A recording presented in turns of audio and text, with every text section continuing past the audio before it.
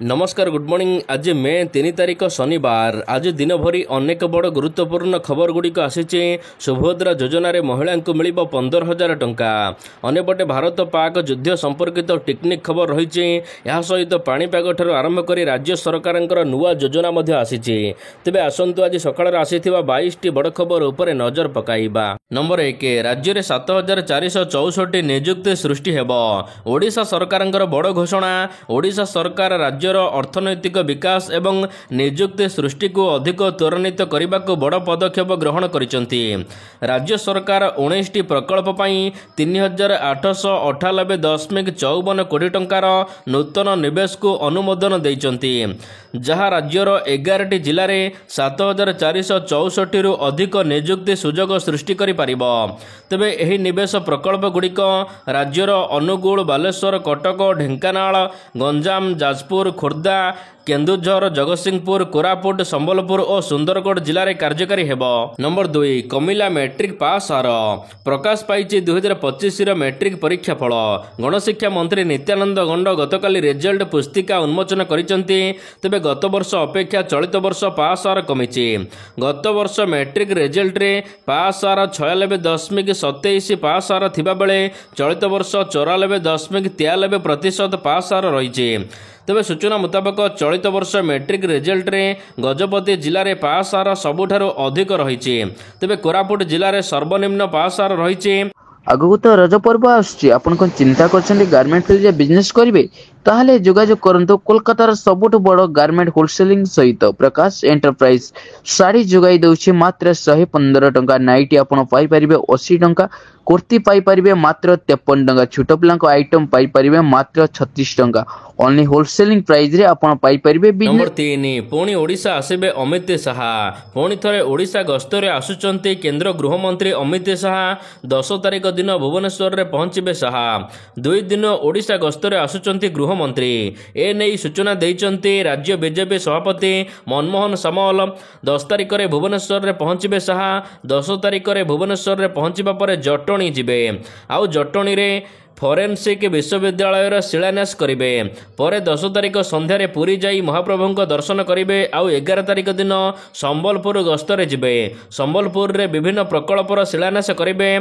तापर भुवनेश्वर जनता मैदान रे शिलान्यास करने सहित अभिभाषण देबे। यहाँ पर दिल्ली फेरी जिबे। नंबर 4 दीघा जगन्नाथ मंदिर प्रतिष्ठा प्रसंग में तदंत कराजिबो कहिले आईन मंत्री। दीघा जगन्नाथ मंदिर प्रतिष्ठा विवाद प्रसंग तदंत पई श्रीमंदिर मुख्य प्रशासक को चिठी लिखिले आईन मंत्री। दीघार जगन्नाथ धाम लेखा जिबा यह ग्रहणीय नुहे। यह जनता मनरे कष्ट देइछे। घटना केही दोषी थिले दंड विधान हेबो बोली आईन मंत्री कहिसंती। दैतापति निजोगर संपादक रामकृष्ण दास महापात्र प्रेस मीट करी कहिसंती कि दीघार लेखा जाउथिबा जगन्नाथ धाम प्रसंग यह ग्रहणीय नुहे। श्रीमंदिर प्रशासन एवं पश्चिमबंग सरकार सहित आलोचना करी जगन्नाथ धाम नाम लेखिबाकू परिवर्तन करिबाकू पदक्षेप नियंतु। नंबर 5 ए मासरे प्लॉट बिक्री पई आसीबो विज्ञप्ति। चलित मासरे आसीबो पार्ट प्लॉट बिक्री को नहीं विज्ञप्ति। ए नहीं राजस्व मंत्री सुरेश पुजारी सूचना जारी करिसंती। से कहिसंती चूड़ांत पर्याय रे पार्ट प्लॉट बिक्री अनुमति प्रक्रिया पहुंची सारिছে।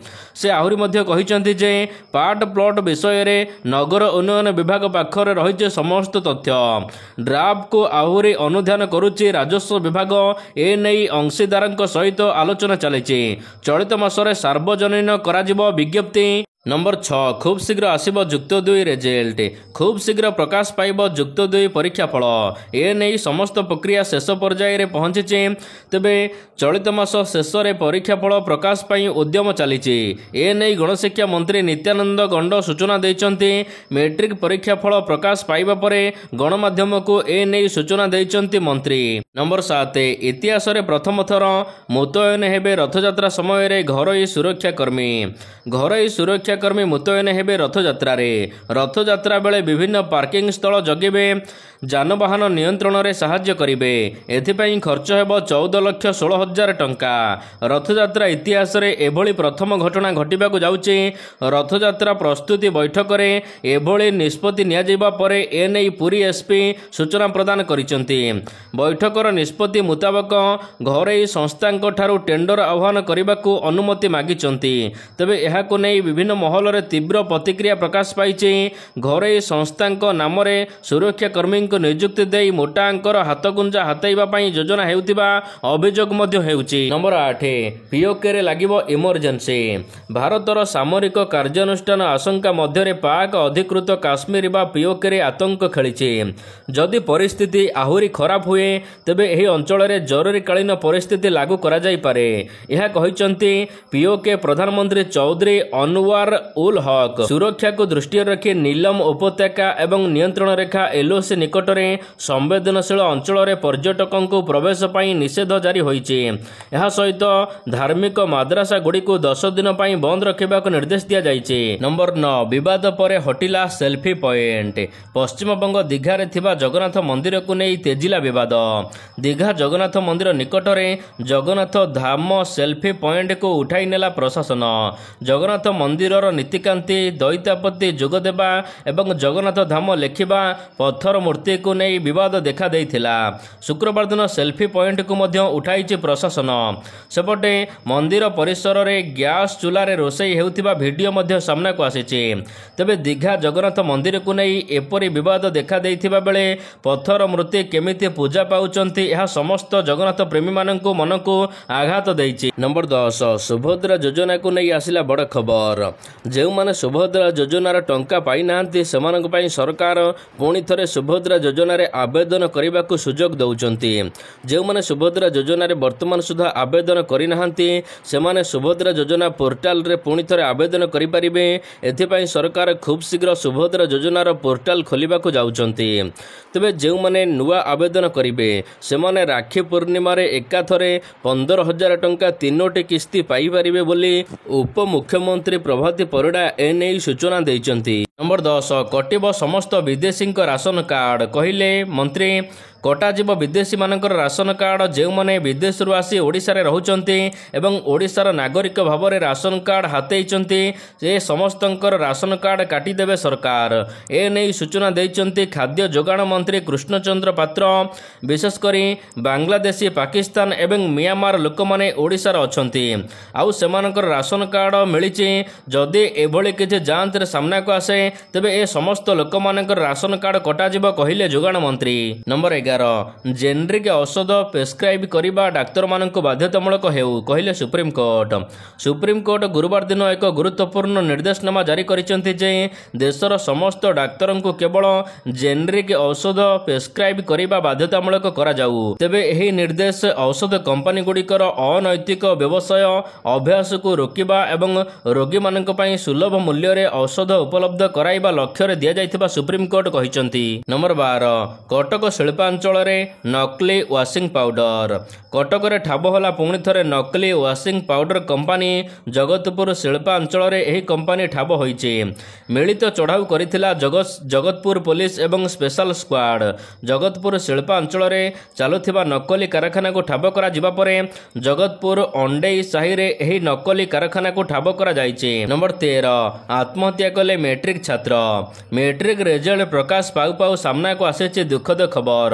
ଗତକାଲି ଅପରାହ୍ନ 4ଟାରେ ପ୍ରକାଶ ପାଇଥିଲା ମେଟ୍ରିକ ପରୀକ୍ଷା ଫଳ। ଆଉ 6ଟା ବେଳକୁ ଖୁସି ଖବର ଆସିଥିଲା କିନ୍ତୁ ମାର୍କ କମ୍ ଥିବାରୁ ଆତ୍ମହତ୍ୟା କରିଛନ୍ତି ମେଟ୍ରିକ ଛାତ୍ର। ମେଟ୍ରିକ ରେଜଲ୍ଟ ଖରାପ ହେବାରୁ ଆତ୍ମହତ୍ୟା କରିଦେଇଛନ୍ତି ଜଗତସିଂହପୁର ସଦର ଥାନା ଅଳସୁଧା ଗାଁର ଜଣେ ଛାତ୍ର। ନମ୍ବର 14 କିଟ୍ରେ ପୁଣି ନେପାଳୀ ଛାତ୍ରୀଙ୍କ ମୃତ୍ୟୁ। କିଟ୍ରେ ପୁଣି ଥରେ ଆଉ ଜଣେ ନେପାଳୀ ଛାତ୍ରୀ ମୃତ୍ୟୁବରଣ କରିବା ଘଟଣା ସାମ୍ନାକୁ ଆସିଛି। ଏହି ଘଟଣାରେ ପ୍ରତିକ୍ରିୟା ରଖିଛନ୍ତି ଆଇନ ମନ୍ତ୍ରୀ ପୃଥ୍ୱୀରାଜ ହରିଚନ୍ଦନ। ସେ କହିଛନ୍ତି ତଦନ୍ତ ଆରମ୍ଭ ହୋଇଛି। ପୋଲିସ ଯାହା କରିବା କଥା କରୁଛି।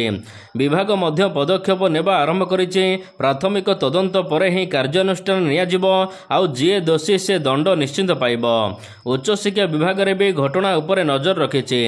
ଯାହା ତଦନ୍ତ ପୂର୍ବ ଘଟଣାରେ ଚାଲିଥିଲା ଆଉ ଏଥିରେ ନୂଆ କ'ଣ ଘଟଣା ଯୋଡ଼ି ହୋଇଛି ଏସବୁ ତଦନ୍ତ କରାଯିବ।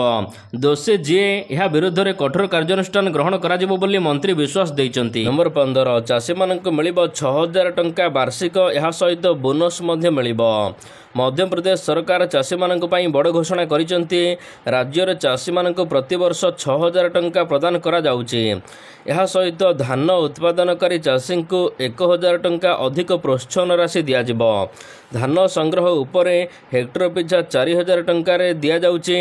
ଅନ୍ୟପଟେ ମଧ୍ୟପ୍ରଦେଶରେ ଗହମ ବିକ୍ରୟ ପାଇଁ କ୍ୱିଣ୍ଟାଲ ପିଛା 2,600 ଟଙ୍କା ଦେବାକୁ ନିଷ୍ପତ୍ତି ହୋଇଛି। ଏହା ସହିତ ଗହମ ଉତ୍ପାଦନକାରୀ ଚାଷୀମାନଙ୍କ ପାଇଁ କ୍ୱିଣ୍ଟାଲ ପିଛା 175 ଟଙ୍କା ବୋନସ୍ ଦିଆଯିବ। ନମ୍ବର 15 ପାକିସ୍ତାନର ଯୁଦ୍ଧ ପ୍ରସ୍ତୁତି ଆରମ୍ଭ। ଭାରତ ପାକିସ୍ତାନ ମଧ୍ୟରେ ଏବେ ପହଲଗାମକୁ ନେଇ ଉତ୍ତେଜନା ଲାଗି ରହିଛି। ଏହାରି ଭିତରେ ପାକିସ୍ତାନ ଜାଣିସାରିଛି କି ଭାରତ ପ୍ରତିଶୋଧ ନେବା ପାଇଁ ଆକ୍ରମଣ କରିବ। ତେଣୁ ଏବେଠାରୁ ଯୁଦ୍ଧ ପାଇଁ ପ୍ରସ୍ତୁତି ହେଲାଣି ପାକିସ୍ତାନ। ଏଥିପାଇଁ ନିଜ ଦେଶର ନାଗରିକଙ୍କୁ 2 ମାସ ପାଇଁ ରାସନ ମହଜୁଦ ରଖିବାକୁ ନିର୍ଦ୍ଦେଶ ଦିଆଯାଇଛି। ଭାରତ ସହିତ ଲାଗିଥିବା ସୀମାବର୍ତ୍ତୀ ଅଞ୍ଚଳରେ ଲୋକମାନଙ୍କୁ ଏପରି ନିର୍ଦ୍ଦେଶ ଦିଆଯାଇଛି। ଖାଦ୍ୟ ଔଷଧ ସହିତ ଅନ୍ୟ ଅତ୍ୟାବଶ୍ୟକ ସାମଗ୍ରୀ ମହଜୁଦ ରଖିବାକୁ କୁହାଯାଇଛି। ଆଉ ଏହି ନିର୍ଦ୍ଦେଶ ଦେଇଛନ୍ତି ପାକିସ୍ତାନର ଶାହବାଜ ଶରୀଫ ସରକାର। ଭାରତୀୟ ସେନାର ଆକ୍ରମଣର ସମ୍ମୁଖୀନ ହେବା ପାଇଁ ପାକିସ୍ତାନର ପ୍ରତ୍ୟେକ ସ୍ତରରେ ପ୍ରସ୍ତୁତି ଆରମ୍ଭ କରିଯାଇଛି। ଏଥିପାଇଁ ବିଭିନ୍ନ ପଦକ୍ଷେପ ମଧ୍ୟ ନେଉଛି। ନମ୍ବର 16 ପାକିସ୍ତାନରେ ବାଜିବନି ଭାରତୀୟ ଗୀତ। ଜାମ୍ମୁ କାଶ୍ମୀର ପହଲଗାମ ଆତଙ୍କବାଦୀ ଆକ୍ରମଣ ପରେ ଏବେ ଭାରତ କାର୍ଯ୍ୟାନୁଷ୍ଠାନ ନେଉଛି। ଏହା ବିରୁଦ୍ଧରେ ପାକିସ୍ତାନ ମଧ୍ୟ ଅନେକ ପଦକ୍ଷେପ ନେଇଛି। ଏବେ ସୋସିଆଲ ମିଡ଼ିଆରେ ଦୁଇ ଦେଶର ଭିନ୍ନ ଭିନ୍ନ ପ୍ରକାର ଯୁଦ୍ଧ ଚାଲିଛି। ଅନ୍ୟପଟେ ଏବେ ପାକିସ୍ତାନର କଳାକାରମାନଙ୍କର ଇନଷ୍ଟାଗ୍ରାମ ଆକାଉଣ୍ଟକୁ ବ୍ୟାନ୍ କରିଛି ଭାରତ। ଏହା ସହିତ ଭାରତର ଏବେ ସଙ୍ଗୀତ ଆଉ ପାକିସ୍ତାନରେ ବାଜିପାରିବ ନାହିଁ ବୋଲି ମଧ୍ୟ ପାକିସ୍ତାନ ସରକାର ଏବେ ନୂଆ ନିୟମ ଜାରି କରିଛନ୍ତି। ପାକିସ୍ତାନର ଏଫ୍ଏମ୍ରେ ବାଜିପାରିବ ନାହିଁ ଭାରତୀୟ ଗୀତ। ତେବେ ଏନେଇ ପିବିଏ ବ୍ୟାନ୍ କରିଛି। ନମ୍ବର 17 ପିଓକେରୁ ଆସିଥିବା ବ୍ୟକ୍ତିମାନଙ୍କୁ ଆଶ୍ୱସ୍ତି। ପିଓକେରୁ ଆସିଥିବା ବ୍ୟକ୍ତିଙ୍କୁ ସୁପ୍ରିମକୋର୍ଟରୁ ମିଳିଛି ଆଶ୍ୱସ୍ତି। ଭାରତ ଛାଡ଼ିବା ନିଷ୍ପତ୍ତି ସ୍ଥଗିତ ରଖିଲେ ସୁପ୍ରିମକୋର୍ଟ। ଆବଶ୍ୟକୀୟ କାଗଜପତ୍ର ଥିଲେ ଭାରତ ଛାଡ଼ିବେ ନାହିଁ। ଭୋଟ ପରିଚୟପତ୍ର ଥିଲେ ଛାଡ଼ିବେ ନାହିଁ ଭାରତ। ନମ୍ବର 18 ଦିଲ୍ଲୀରେ ଗଡ଼ିବ 400 ଇଲେକ୍ଟ୍ରିକ୍ ବସ୍। ଦିଲ୍ଲୀ ପାଇଁ ନୂଆ ଯୋଜନା। ଦିଲ୍ଲୀରେ ଏବେ ଶୁଭାରମ୍ଭ କରାଯାଇଛି ନୂଆ ଇଲେକ୍ଟ୍ରିକ୍ ବାହନ। ଆଜିଠାରୁ 400ଟି ଇଲେକ୍ଟ୍ରିକ୍ ବସ୍କୁ ଶୁଭାରମ୍ଭ କରିଛନ୍ତି ମୁଖ୍ୟମନ୍ତ୍ରୀ। ନମ୍ବର 19 ଭାରତର ଜୋରଦାର ଯୁଦ୍ଧାଭ୍ୟାସ। ଜଳ ସ୍ଥଳ ଆକାଶ ସବୁଆଡ଼ୁ ପାକିସ୍ତାନକୁ ଘେରିବାକୁ ଭାରତର ପ୍ରସ୍ତୁତି। ଗୋଟିଏ ପଟେ ଆରବ ସାଗରରେ ନୌସେନାର ଜୋରଦାର ସମରାଭ୍ୟାସ, ଏପଟେ ବାୟୁସେନା ମଧ୍ୟ ଲଢୁଆ ବିମାନ ବଳ ଦେଖାଉଛି। ରାଫେଲ ଯୁଦ୍ଧ ବିମାନରେ ଲାଗିବ ଶକ୍ତିଶାଳୀ ବ୍ରହ୍ମୋସ ମିସାଇଲ। ଆତଙ୍କୀକୁ ଖୋଜି ଖୋଜି ନିପାତ କରିବ ବ୍ରହ୍ମୋସ ମିସାଇଲ। ପହଲଗାମ ଆକ୍ରମଣ ପରେ ଏବେ ଭାରତ ସହିତ ସମ୍ପର୍କ ବିଗିଡ଼ିବା ପରେ ପାକିସ୍ତାନକୁ ପାନେ ଦେବାକୁ ଭାରତ ସବୁଆଡ଼ୁ ଚେଷ୍ଟା ଚଳାଇଛି। ଆରବ ସାଗରରେ ନୌସେନାର ଯୁଦ୍ଧାଭ୍ୟାସ ଚାଲିଛି। ଅନ୍ୟପଟେ ବାୟୁସେନା, ଆକାଶସେନା ସବୁଆଡ଼ୁ ଭାରତ ଏବେ ଜୋରଦାର ପ୍ରସ୍ତୁତି ସହିତ ପାକିସ୍ତାନକୁ ଘେରିବାକୁ ଚେଷ୍ଟା କରୁଛି। ନମ୍ବର 20 ପାକିସ୍ତାନ ପ୍ରଧାନମନ୍ତ୍ରୀଙ୍କ ୟୁଟ୍ୟୁବ୍ ଚ୍ୟାନେଲ ଭାରତ ବ୍ଲକ୍ କଲା। ପୁଣି ପାକିସ୍ତାନକୁ ଦେଲା ଝଟକା ଭାରତ। ଗୋଟିଏ ପଟେ ଗୋଟିଏ ବଡ଼ ବଡ଼ ପଦକ୍ଷେପ ନେଉଛି ଭାରତ। ପୂର୍ବରୁ ଭାରତ ଅନେକ ୟୁଟ୍ୟୁବ୍ ଚ୍ୟାନେଲ ବନ୍ଦ କରିଥିଲା ପାକିସ୍ତାନର। ଏବେ ପାକିସ୍ତାନ ପ୍ରଧାନମନ୍ତ୍ରୀଙ୍କ ୟୁଟ୍ୟୁବ୍ ଚ୍ୟାନେଲକୁ ବ୍ଲକ୍ କରିଦେଇଛି ଭାରତ। ପାକିସ୍ତାନର ପ୍ରଧାନମନ୍ତ୍ରୀ ଶାହବାଜ ଶରୀଫଙ୍କ ୟୁଟ୍ୟୁବ୍ ଚ୍ୟାନେଲ ଭାରତରେ ଆଉ ଦେଖାଯିବ ନାହିଁ।